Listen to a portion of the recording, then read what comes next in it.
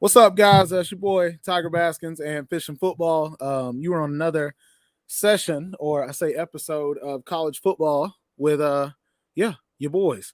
The plan right now is to come at you with a few key points of this offseason for Georgia and Florida. And we figured since we both know each other, and it's actually Fishen's idea, that we would give you guys some just some hot points, some key points this offseason for us. So first thing we'll start with is quarterbacks. You want to go first? Well, actually, Fishen, you got anything to say? You want to say anything to anybody? No, I think it's interesting, coming off a natty for Georgia and then a first year head coach in Billy Napier. So I think it's a good point to talk about. But yeah, I mean, we can start with quarterbacks. I was wondering about your take on the Georgia quarterbacks. Is Stetson going to start? What do y'all want? Now, I think we're in a similar situation to when Jake Fromm had just come off of a national championship appearance. We had Justin Fields sitting in the stable, and everybody knew we wanted Justin Fields to be that guy. But I think Stetson deserves the start because of what he did. But I don't think we shouldn't let the ship go down and him stay at let him be the captain. I think at some point, if he starts messing up, you can't be afraid to pull him. If this offseason Brock is looking better than him, I think you do it. But for Georgia, we have Brock Vandagriff, who in my eyes I feel should take over the helm if Stetson can't do it. 6'3", 225, runs a 4.5 40, and all the mobility that Stetson Bennett had, Brock actually has that. So that's kind of my deal. It's the best quarterback room we've ever had at Georgia. We got Brock, who's a 5-star. Gunnar Stockton's a 5-star. Carson Beck was a high 4-star. So we look good. But what about you guys? I think it's a good point too. I think it's a good point too, because if it somehow doesn't work for Stetson this year and y'all don't put anybody in, that screws you up for next year too with experience. Yeah. Yes. So I agree completely. Then you'll have, oh my goodness, you'll have multiple quarterbacks coming in who are just lost. Yeah, and that too, and somebody's gonna end up leaving. So you don't want to lose these people either. Gunnar Stockton, Brock, even Carson Beck, you're gonna lose somebody. So. Yeah, I know. And I think we will, especially if we end up getting Arch Manning, which everybody keeps saying that it's close to us getting him. I don't believe it, but yeah, that's a crapshoot, but yeah. Yeah. So anyway, what about Florida? What you guys got? Man, the quarterback room is pretty decent.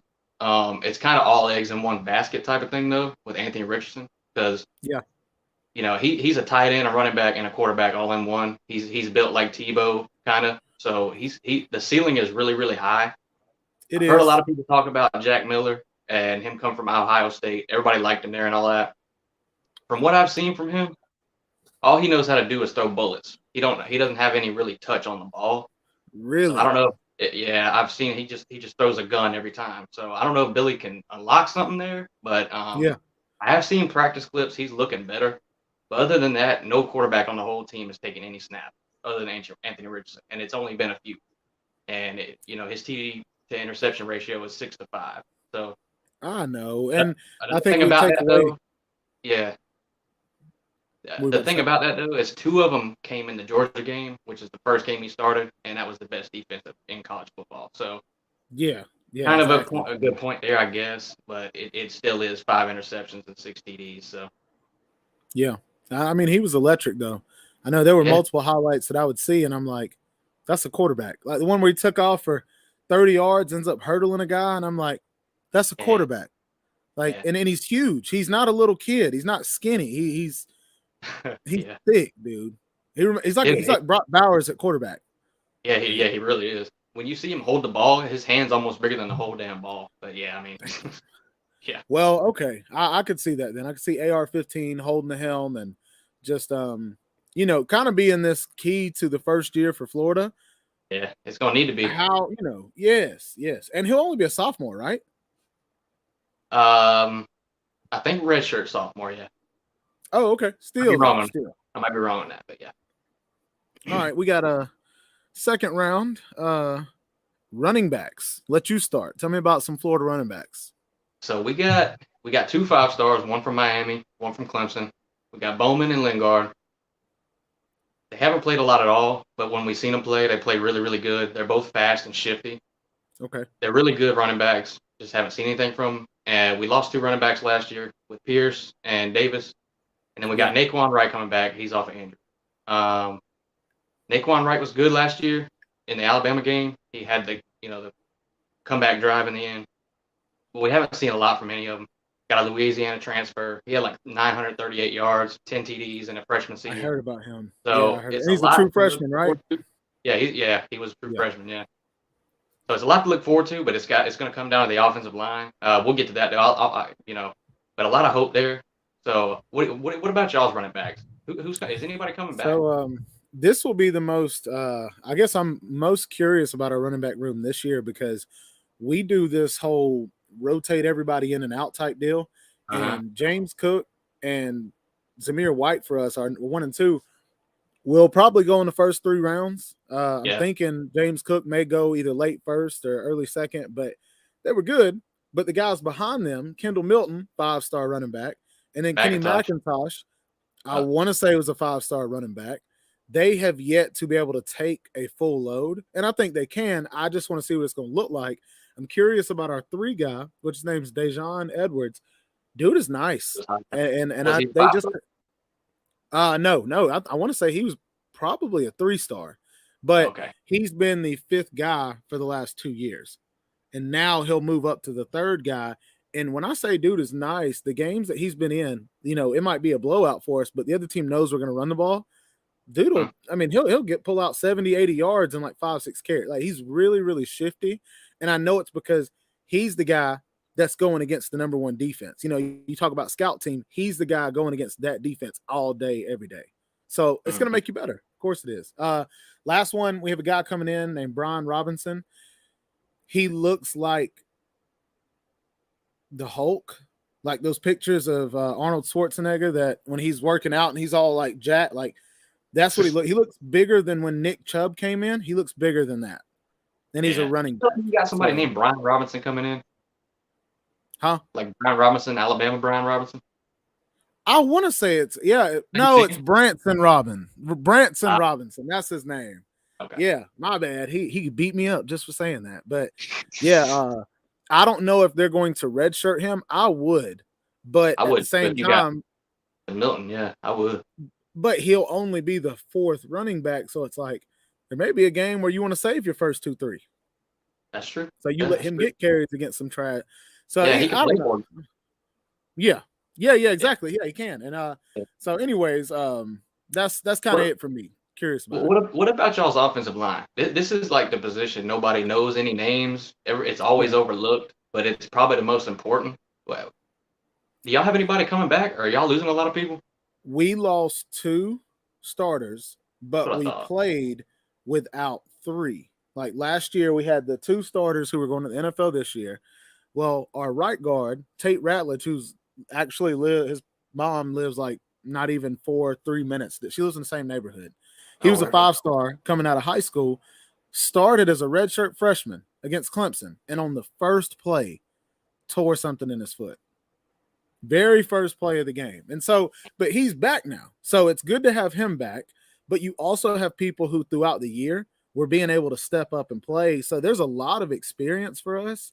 It's just who's going to be the first 5. We got a guy come in, Amarius Mims, was like the number 1 tackle in the nation. He's like 6'6", 6'7", whatever, huge. But for me, our offensive line, not saying Matt Luke wasn't great, but since we got Matt Luke, our offensive line became very all around.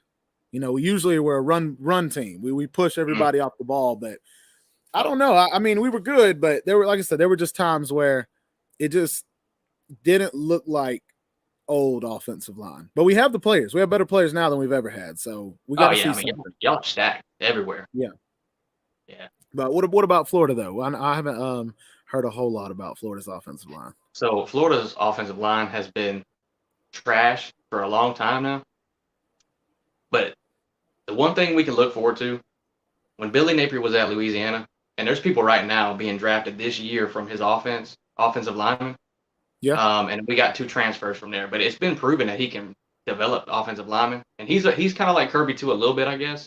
He's a run first type. He's more of an offensive coach, but he's a run first type coach. So, But he developed offensive linemen from what we've seen pretty well. But we got Osiris Torrance coming in from Louisiana. He could have went anywhere. He could have went to Bama. He could have went really anywhere, but he's projected to be an all-SEC offensive lineman. So that's really big. He could be the best player on the whole team. I'm not even gonna lie to you. Okay. We got him coming in, which is good. Billy was able to convince him to come. Then he got another transfer, which is Cameron Waits. He's 6'8", I think 370. He's just huge. Goodness. Yeah, he's a humongous. He's just gonna take up a lot of space. So that alone is gonna, we didn't have anybody going to the draft really. I think maybe one offensive lineman went, and that's just because he was. So you'll have experience and all that coming back. Yeah, there's a lot of experience, not much talent, but it's a lot of experience. But bringing the transfers in, like we talked about the running backs, the running back room was loaded at Florida, so it was really, really necessary to bring that in because that's kind of a season. It's just going to make the whole season better. It could have been really bad if we had the same offensive line. So it was really important, and I'm pretty glad he did that because it really could have been bad because what we'll get to in a minute is the defense. The defense is very suspect, but so the offense has got to at least be up to par. So, and I think that'll help. Now, I guess what I'll do is we will jump into defense then. Well, no, let's hit wide receivers before we go defense. I know both of us don't have a whole lot to say about the wide receivers for, both of our teams, but I'll let you start. Tell me about the wideouts or what you're expecting from the wideouts this year. Not very much. Of course, we had Emory Jones throwing the ball last year, so it's kind of hard to tell. Xavier Henderson, Trent Whittemore, Justin Shorter, and that's kind of about it. We got some, younger players that might step up. There's a 4-star Marcus Burke. We'll see, but there's not really much there. And what kind of bothered me about when Billy first came in, he didn't really recruit any wide receivers. Now, looking back, I understand because he got the offensive line problem taken care of first and, stuff like that. So I understand why he was kind of building in the trenches first instead of going after skill position players. But that's something I'm going to want a lot more of in the future. I want high-rated quarterbacks recruited and high-rated wide receivers. That's really what I want. But there's not much there. There's, Justin Shorter, he's good. Brent Whittemore, good. It's going to be a step-up situation. That's just all it comes down to. Everybody's just got to step up. Okay. Well, look, I'm going to skip my part on the wide receivers, and I'm going to let you start because I just got a phone call from one of my kids, and they know not to interrupt me when I'm on YouTube, so it's got to be something important. But I'm going to let you start with defense, starting with the D-line. What you got? Not much on the D-line. Gervon Dexter, he's good. Princely Umanley's coming in. He hasn't played a lot, but Gervon's really good. But other than Gervon, there ain't much there. There just ain't much there. Okay. Well, not much at all. I need you to add a little. Other than the people coming in and Gervon and Princely, it's not nothing really there with any experience.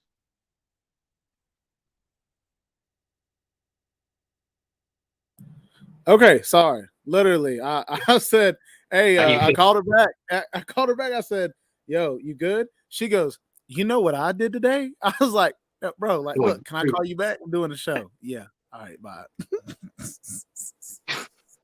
All right. Bro, look, I know you're excited. Huh? What about y'all's D-line? Y'all are deep. Y'all are pretty deep. Losing a lot. Okay, so this is my part. This is where I get excited. The D-line was already going to be good. We already have talent. I get that completely. Uh-huh. We had Robert Beal. Robert Beal and Nolan Smith who came back. Both started the last 4 or 5 games for us. I know Nolan started the whole year. Nolan Smith, yeah. Robert Beal started the last 4 or 5 games ever since Adam Anderson, that whole deal happened and he couldn't play. Robert Beal led the team in sacks. He started the last 5 games and, acclimated, I think, enough sacks to be the leader on the team in sacks. He decided he's coming back. Nolan Smith decides he's coming back. So now the edge for us will now continue to be the best edge in the SEC.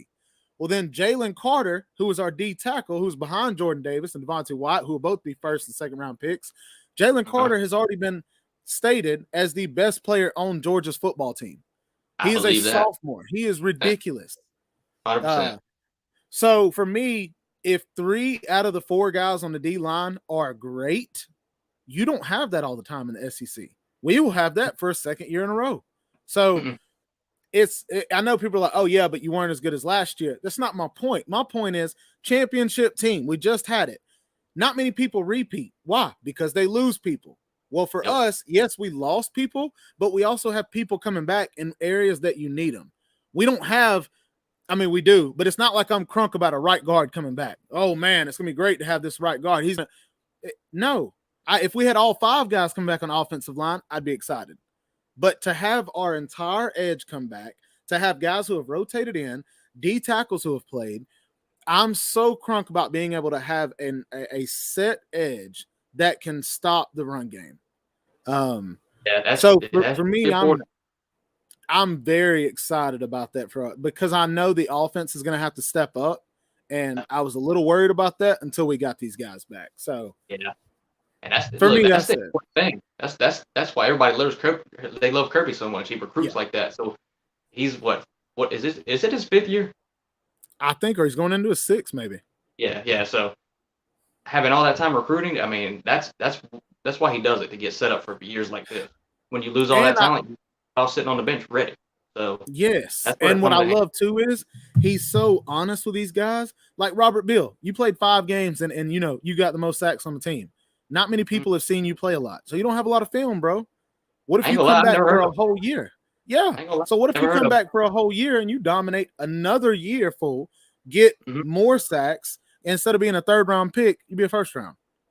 Yeah. Nolan Smith, same thing. Like, you played and you did good, but I need you to come help me lead this team to another, you'll go first. So I don't know.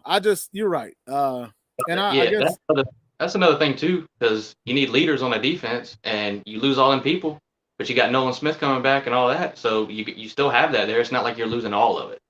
You're losing a lot. You're losing a lot. Don't get me wrong, but with them coming back, you're not losing at all. So they said last year Nolan Smith was the biggest leader on the team. So that makes me happy that when he decided to stay, I was like, yes, we're bringing that back. Yeah. All right, moving on to talent too. That means a lot more to the whole team or the whole defense. Or unit group, or whatever. Especially when you have the talent already, the leadership is what helps. That demanding of excellence. Like, you have a lot of smart kids in class, but if your teacher is trash, then Facts. Perfect example. Yep. So, I'll start with linebackers. We'll move on. I'll start with linebackers. So this is where the question mark comes in for Georgia. We lost all 3 of our linebackers. All 3 of our linebackers will go in the first 2 rounds. Which is amazing. But the thing to me is the place that I told you about the whole new job opportunity that I'm possibly getting. The boss there is his son is Small Munden Jr., who is at Georgia. He's a redshirt sophomore this year. He's going into his redshirt sophomore season. The highest rated linebacker Georgia has ever signed in history. I know. We wanted him. We wanted him. And then you got Xavier Howard, who's another linebacker. And then there's one more. I always forget his name. But those 3 guys, I can tell Kirby recruited a little differently. Quay Walker was 6'4", 240. These guys, they're in that 6'2", 6'3", 205 to 220 range and all run 4.4s. So he is adapting to this new college football style of high-powered offense and quick screen, I'm curious. I know they won't be great, but at least they got to learn from 3 NFL linebackers. And it sounds to me like they're quick. That's kind of what the game is coming to. Rushing quarterbacks and then covering people down the middle or whatever. Yeah. So the quickness is really good for that position too. Florida lost a lot too, but not to the draft, to transfers. We had Diabote Transfer. Damn. It's slipping my mind now. Tyron Hopper. Just people that the main people on the linebacker core are transferring, losing a lot. We got Britton Cox. Now, why do you think that is though? Why do you think they would transfer? I think most of the transfers are coming from the unknown of the new coaching thing. I think Dan Mullen kind of put everybody in a salty mood, but I think toward the end of the season, everybody. I mean, I kind of stay close to it, but I hear things like, just everybody was just checked out. Everybody was completely checked out at the end of the year, and Emory Jones took so much heat for that when it was everybody on the damn team. So that's another whole topic, really. But yeah, a lot of people transferred out, but Brenton Cox, got him from Georgia. Yes, sir. Back. He's gonna have a good year. I highly love Brenton Cox, bro.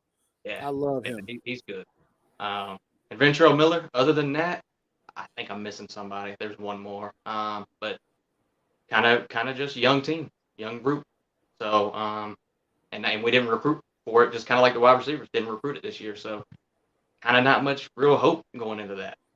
Yeah, got you. So, okay, well, I appreciate that's honesty though, and that's the whole reason I'm glad we're doing this is because to hear it from your side, like for me, I could just say, oh well, we'll just see how they do, and it's like hear it from your side, it's a little bit of like anguish, a little bit of I'm disappointed. I am curious to see how we do, but like it sounds like you need Billy Napier to come in and set some type of standard that Dan Mullen has just completely erased any kind of standard that there was at Florida. Yeah. So we'll get with that with the preview and all that. Yeah. But yeah, there's something really big. I mean, most people are like, this season doesn't matter what he does. It's his first year. He lost all these players, blah, blah, blah. Now there still is some merit to what he does this year. So. I agree. But yeah. We'll move on to safeties. What? Yeah, y'all were really on safeties last year. Oh, little thing. Okay. So safety for me, we lost Lewis Seen. The thing was we had Chris Smith and Lewis Seen starting for us, right? We had them. Mm-hmm. Well, Chris Smith decided to come back. Played well enough. Could have went to the draft. Could have been in, first 3-4 rounds. And that's good. But for him to come back, I love it, of course. But then on top of that, Chris Smith is also the guy that started the season out for us with the pick 6 on DJ Uyunglele. Mm-hmm. So in Georgia, this is a cool fact. Georgia started the season out with a pick 6. That was our first touchdown. And we ended the season with a pick 6 on Bryce Young. So really cool fact. Will probably never happen again for any football team in history. But Tyke Smith was supposed to start. We were supposed to have Tyke Smith, the transfer from West Virginia. He got hurt in the spring. He got hurt. Yep. So he didn't even get to play. So now you had Lewis Seen, who just went to the draft and will go first round just because of he dominated the draft. Even if he goes first too, he still don't get paid. Now they're looking at it as, do they put Tyke Smith at the star position or do they move him to safety? But from what I'm hearing, this guy named Kamari Lassiter, who we got 2 years ago, he'll be going into a second year now. He runs like a high 4.3 or like a 4.4 flat. Like, dude is stupid fast, but it's killer with ball skills. And they're saying that safety-wise, we are going to look better this year just because of the experience from a lot of guys. Last thing, I am excited because we are loaded with DBs, like, cornerbacks especially. I'm hoping that Kirby is that mindset, and I think he is. He'll take one or two of those cornerbacks and let them cross-train. Mm-hmm. But what about you guys? What's safety looking like? So probably the best part of the whole defense. We're pretty experienced and semi-talented, but mainly experienced. A lot of dudes played pretty decent last year, even though it doesn't really seem like it. Jason Marshall was a 5-star. He's going to be do you know who Kyrie Elam is? Yes. Yeah. I think he's going to take over that spot. Wait, what grade is he in? I thought he left. Kyrie Elam left, yeah. No, I'm saying I thought he went to the draft. Yeah, he did, yeah. Oh, okay. Jason Marshall's a sophomore though, and I think he's already about to take that role as like a lockdown corner. Good. So that's good for us. There's a lot of other people. I mean, I can name them all: Jaden Hill, Avery Helm, Rashad Torrance. There's a bunch more. They're all experienced. They got experience last year, so that's all good. I think we got transfer Jalen Kimber from Georgia. He was supposed to start from y'all this year. I think it's gonna. Go ahead, my bad. Well, I think Jason Marshall and Jalen Kimber are going to be the top 2 starting corners for the team. And people will say, people are like, no, Jalen, he just couldn't take it at Georgia, blah, blah, blah. And it's like, no, what Jalen wants, he wants the same thing that Brenton Cox wants. He wanted playing time. He wanted reps. People are like, Brenton Cox isn't good. No, Brenton Cox was one of the best DNs we had. He was just on rotation with 3 – Brenton Cox, Robert Beal, Nolan Smith, and freaking what's his name? Oh my god, and Adam Anderson. You had those 4 guys and Azeez Ojulari, who freaking broke the sack record at New York. Like, we had 5 guys who were all D1 with, and Jermaine Johnson, who went to Florida State. And he killed it. Yes. Killed it. And I knew when Jermaine and Brenton left, I told I was like, dude, they are going to get their reps and they're going to dominate. And like, because I loved all the DNs we got. I was so excited that Kirby had signed all of them, but you could tell all the in and out, pulling in and out, this and that. Like they got tired of that quick, bro. Yeah, and it's funny.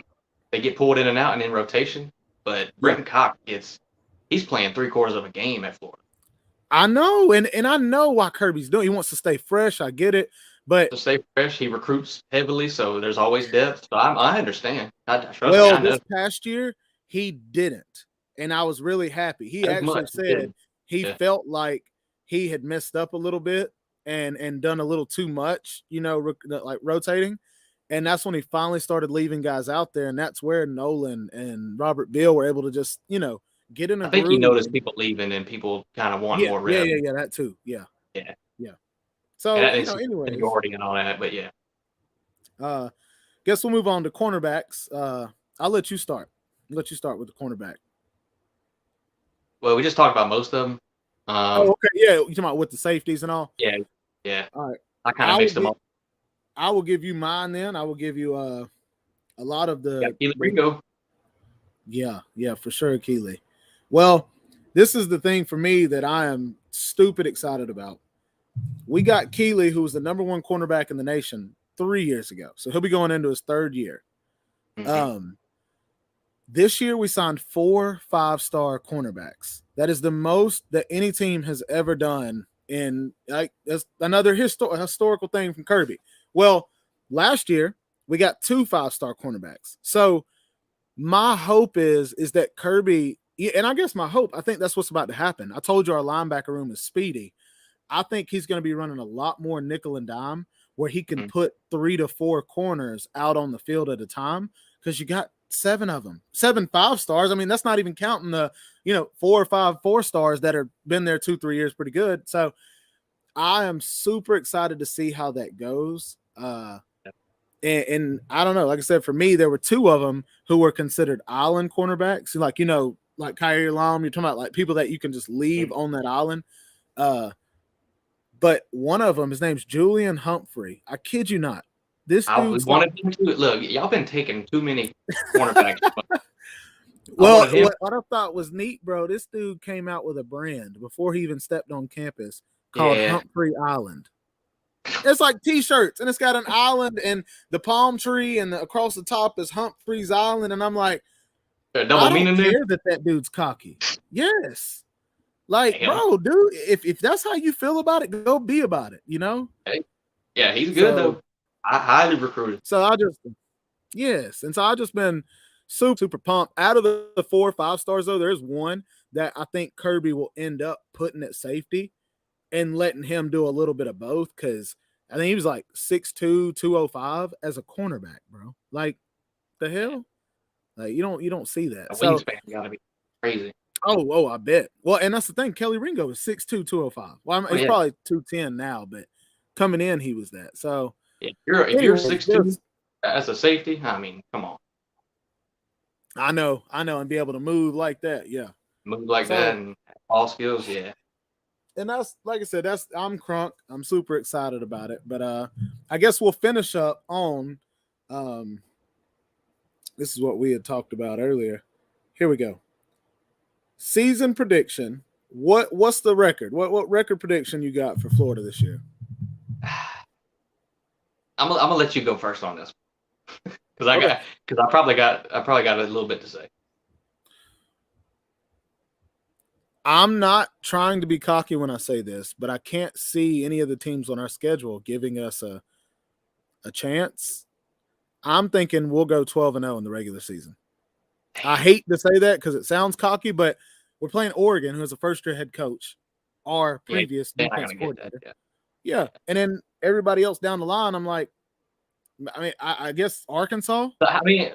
Kentucky getting better, Tennessee getting better. Are you not? And are you not worried at all? Or are you like kind of scared? I say my worry would be Tennessee, not Kentucky, because they're going to play power smash Smash Mouth football, we'll beat them at that. Yeah. But Tennessee, because of that fastball offense, if Tennessee gets it down after being without 24 players and still were able to, I know they didn't dominate us, but to be able to do that to other teams, our offense can't score like it did last year. We can't rely on the defense to give the ball right back. We're going to have to score points to win games. Yeah, I know this is kind of off topic, but how do you feel about this hurry up offense? I think it catches teams off guard, and you can really beat anybody with it. But in my opinion, I don't think it's sustainable to go all year with it. In my opinion, I just don't think. I know people hate Lane Kiffin, but the one thing just like I told you, I respect Michael Wayne. I'm an offensive coordinator nerd. There are times to use hurry up offense. Yeah, instead of all the time. Yes, when you go all the time, then you get yourself, you get off the field quick. You may score quick, but you get off the field quick. Yeah, then then offense is tired from going so quick. Yeah, exactly. Throwing nothing but fastballs the whole time.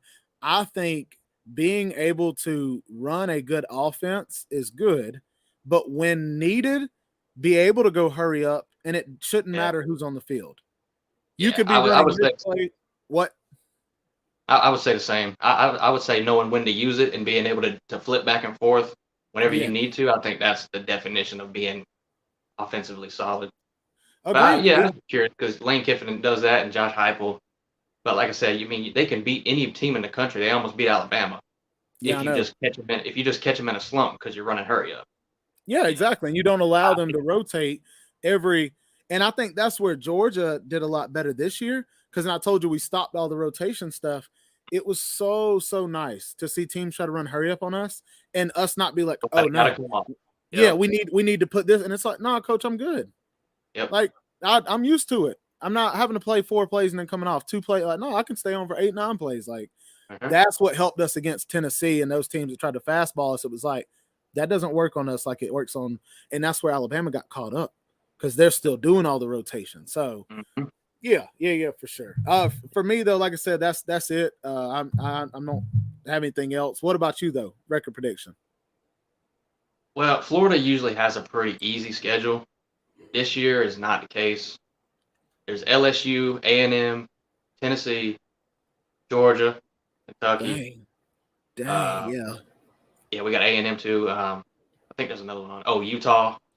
Come on now. I know that's a toss-up game. I ain't gonna lie. I think we'll beat somebody that we're not supposed to beat, but I think we'll lose to somebody we're not supposed to, like a South Carolina or something. Got you. So and you got South Carolina just got what's his name from Oklahoma, Spencer. Yeah. Yeah, and I don't care what anybody says. He's gonna be good there. Yeah, he will be, dude. So in my opinion, we got 4. So A&M, LSU, Utah, and Georgia. That's 4 games that are really, really questionable.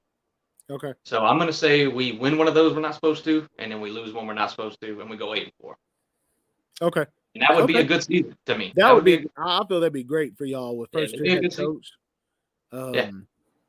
It would definitely help to set that standard too. Yeah, because he's out here recruiting hard. Good. So you're saying he needs to back it up. He needs to, Yeah. You got to set some kind of tone the first year. Yeah. Because you can't be selling just nothing. You got to sell that we're on the up. So you got to sell something. Facts. Okay. Well, y'all got everything y'all need to sell. So. Well, fan expectations. All right.